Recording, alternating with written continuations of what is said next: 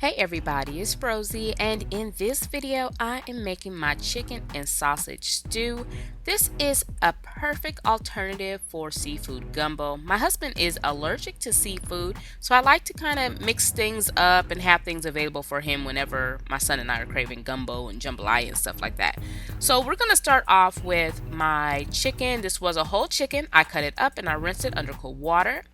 Now I am at my chopping board and I am chopping up all of my vegetables called for this recipe. I have some celery, onions, red bell pepper, I have the works.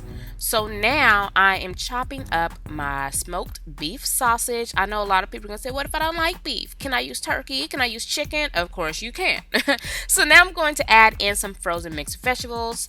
I'm using okra today as well, and I'm using frozen okra because I have plenty of it on hand. Yes, you can use fresh if you want. Okay, so now I'm pulling out Big Bertha, aka my roaster oven. She's been hiding out for some time. Time to put this big girl to work. Let's place our chicken into our roaster oven.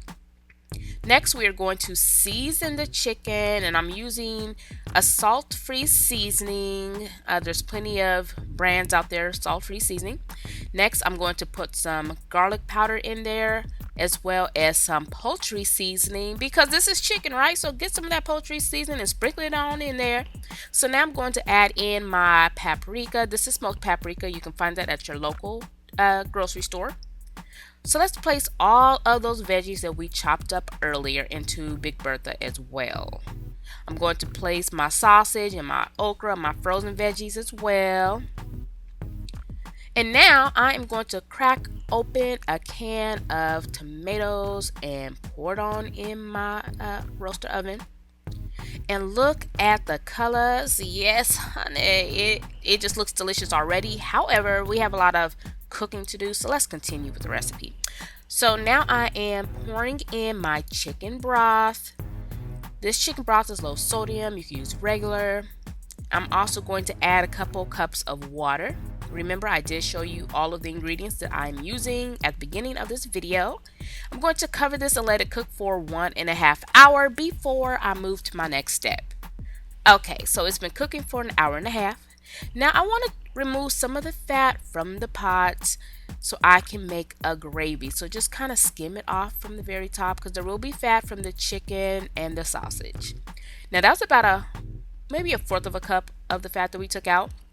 Now we're going to put it in a pan, bring our our oil up to medium high, or should I say fat, because it's not oil. And I'm going to place in about 1/2 cup of all-purpose flour. Now I want to brown that flour until it's nice and it has like a really pretty rich brown, just like that. And as you can see, it actually resembles ground beef. So once it looks like that, you're ready to go. Remove it from your burner, and now we are going to pour that flour and fat mixture back into our pot, or should I say roaster oven, because Big Bertha is a roaster oven. She is not a pot.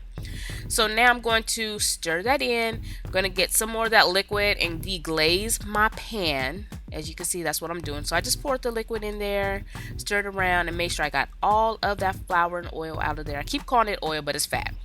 Okay, so now we're going to let it cook for another hour. Yes, I did cover it. During our last 30 minutes or so, I'm going to drop in my potatoes, and these are actually just russet potatoes. I peeled and chopped them already. I placed them in. I'm going to stir them in, and I'm going to cover it. So let that cook for another 30 to 35 minutes. During our last 5 minutes, I'm going to add in some gumbo filet to help thicken our gravy and add some nice flavor. And then I'm going to stir that in, cover it for 5 minutes. And after 5 minutes is up, we are ready to take that lid off, take a peek in, and baby, it is ready to be served. So I'm going to serve this with some white rice, and I'm going to just pour that stew right over that rice along with plenty of gravy. And I'm going to serve this with a biscuit on the side. And that, my dear, is it. I want to thank you all for watching. Don't forget to rate, comment, and subscribe, and I'll see you soon.